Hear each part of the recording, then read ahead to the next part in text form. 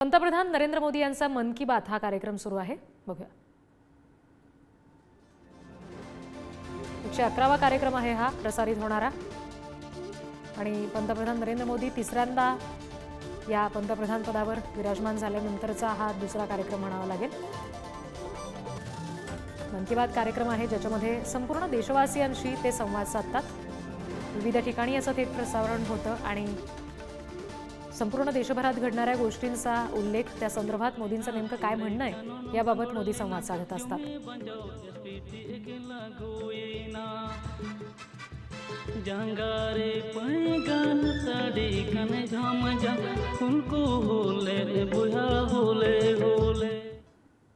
मेरे प्यारे साथियों, अगर मैं आपसे पूछूं कि दुनिया का सबसे अनमोल रिश्ता कौन सा होता है तो आप जरूर कहेंगे माँ. हम सबके जीवन में माँ का दर्जा सबसे ऊंचा होता है. माँ हर दुख सहकर भी अपने बच्चे का पालन पोषण करती है. हर माँ अपने बच्चे पर हर स्नेह लुटाती है. जन्मदात्री माँ का ये प्यार हम सब पर एक कर्ज की तरह होता है जिसे कोई चुका नहीं सकता. मैं सोच रहा था हम माँ को कुछ दे तो सकते नहीं, लेकिन और कुछ कर सकते हैं क्या. इसी सोच में से इस वर्ष विश्व पर्यावरण दिवस पर एक विशेष अभियान शुरू किया गया है. इस अभियान का नाम है एक पेड़ माँ के नाम. मैंने भी एक पेड़ अपनी माँ के नाम लगाया है.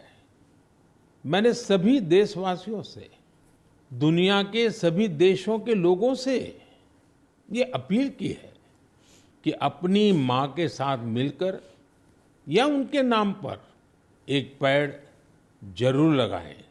और मुझे ये देखकर बहुत खुशी है कि माँ की स्मृति में या उनके सम्मान में पेड़ लगाने का अभियान तेजी से आगे बढ़ रहा है. लोग अपनी माँ के साथ या फिर उनकी फोटो के साथ पेड़ लगाने की तस्वीरों को सोशल मीडिया पर साझा कर रहे हैं. हर कोई अपनी माँ के लिए पेड़ लगा रहा है, चाहे वो अमीर हो या गरीब, चाहे वो कामकाजी महिला हो या गृहिणी. इस अभियान ने सबको माँ के प्रति अपना स्नेह जताने का समान अवसर दिया है. वो अपनी तस्वीरों को #PlantForMother और #एक पेड़ माँ के नाम इसके साथ साझा करके दूसरों को प्रेरित कर रहे हैं. साथियों, इस अभियान का एक और लाभ होगा. धरती भी माँ के समान हमारा ख्याल रखती है. धरती माँ ही हम सबके जीवन का आधार है. इसलिए हमारा भी कर्तव्य है कि हम धरती माँ का भी ख्याल रखें. माँ के नाम पेड़ लगाने के अभियान से अपनी माँ का सम्मान तो होगा ही होगा, धरती माँ की भी रक्षा होगी. पिछले एक दशक में भारत में सबके प्रयास से वन क्षेत्र का अभूतपूर्व विस्तार हुआ है. अमृत महोत्सव के दौरान देश भर में 60,000 से ज्यादा अमृत सरोवर भी बनाए गए हैं. अब हमें ऐसे ही माँ के नाम पर पेड़ लगाने के अभियान को गति देनी है. मेरे प्यारे देशवासियों, देश के अलग अलग हिस्सों में मानसून तेजी से अपना रंग बिखेर रहा है और बारिश के इस मौसम में सबके घर में जिस चीज की खोज शुरू हो गई है वो है छाता. मन की बात में आज मैं आपको एक खास तरह के छातों के बारे में बताना चाहता हूँ. ये छाते तैयार होते हैं हमारे केरला में. वैसे तो केरला की संस्कृति में छातों का विशेष महत्व है। छाते वहाँ कई परंपराओं और विधि विधान का अहम हिस्सा होते हैं। लेकिन मैं जिस छाते की बात कर रहा हूँ वो है कार्थुम्बी छाते, और इन्हें तैयार किया जाता है केरला के अट्टापडी में। ये रंग बिरंगे छाते बहुत शानदार होते हैं, और खासियत ये कि इन छातों को केरला की हमारी आदिवासी बहनें तैयार करती हैं। आज देश भर में इन छातों की मांग बढ़ रही है। इनकी ऑनलाइन बिक्री भी हो रही है। इन छातों को वट्टालक्की सहकारी कृषि सोसाइटी की देखरेख में बनाया जाता है। इस सोसाइटी का नेतृत्व हमारी नारी शक्ति के पास है। महिलाओं के नेतृत्व में अट्टापडी के आदिवासी समुदाय ने एंटरप्रेन्योरशिप की अद्भुत मिसाल पेश की है। इस सोसाइटी ने एक बैम्बू हैंडीक्राफ्ट यूनिट की भी स्थापना की है। अब ये लोग एक रिटेल आउटलेट और एक पारंपरिक कैफे खोलने की भी तैयारी में है। इनका मकसद सिर्फ अपने छाते और अन्य उत्पाद बेचना ही नहीं है, बल्कि ये अपनी परंपरा, अपनी संस्कृति से भी दुनिया को परिचित करा रहे हैं। आज कार्थुम्बी छाते केरला के एक छोटे से गांव से लेकर मल्टीनेशनल कंपनियों तक का सफर पूरा कर रहे हैं। लोकल के लिए वोकल होने का इससे बेहतरीन उदाहरण और क्या होगा। मेरे प्यारे देशवासियों, अगले महीने इस समय तक पेरिस ओलंपिक शुरू हो चुके होंगे। मुझे विश्वास है कि आप सब भी ओलंपिक खेलों में भारतीय खिलाड़ियों का उत्साह बढ़ाने का इंतजार कर रहे होंगे। मैं भारतीय दल को ओलंपिक खेलों की बहुत बहुत शुभकामनाएं देता हूं। हम सबके मन में टोक्यो ओलंपिक की यादें अब भी ताजा हैं। टोक्यो में हमारे खिलाड़ियों के प्रदर्शन ने हर भारतीय का दिल जीत लिया था। टोक्यो ओलंपिक के बाद से ही हमारे एथलीट्स पेरिस ओलंपिक की तैयारियों में जी जान से जुटे हुए थे। सभी खिलाड़ियों को मिला दे तो इन सब ने करीब 900 इंटरनेशनल कंपटीशन में हिस्सा लिया है। ये काफी बड़ी संख्या है। साथियों, पेरिस ओलंपिक में आपको कुछ चीजें पहली बार देखने को मिलेगी। शूटिंग में हमारे खिलाड़ियों की प्रतिभा निखरकर सामने आ रही है।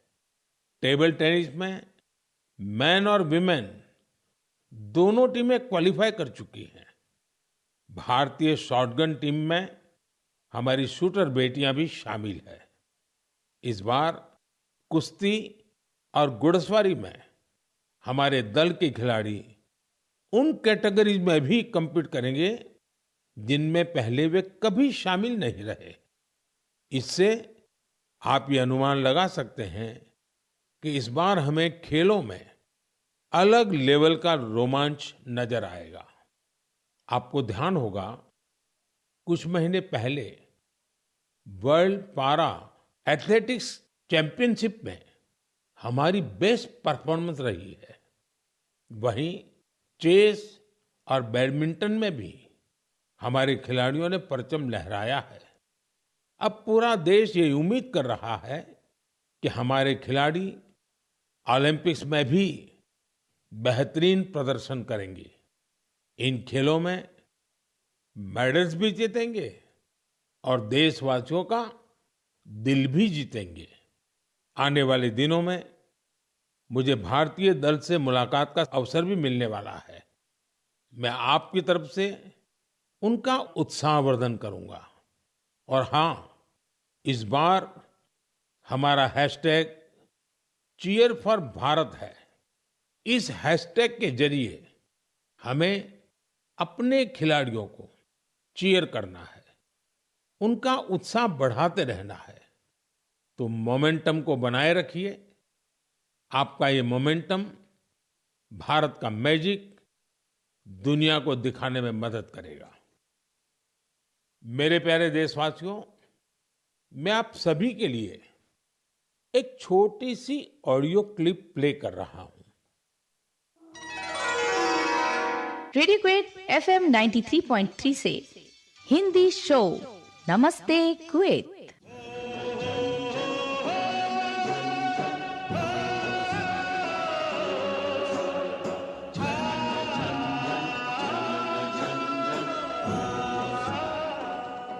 एक ऐसा कार्यक्रम जिसमें हम बात करेंगे कुवैत भारत संबंध के बारे में, कुवैत भारत संस्कृति के बारे में और उस रिश्ते के बारे में जो दोनों देशों को अलग अलग क्षेत्रों में जोड़ता है। इस रेडियो कार्यक्रम को सुनकर आप भी हैरत में पड़ गए ना? तो आइए आपको इसके पीछे की पूरी बात बताते हैं। दरअसल ये कुवैत रेडियो के एक प्रसारण की क्लिप है। अब आप सोचेंगे कि बात हो रही है कुवैत की, तो वहां हिंदी कहां से आ गई?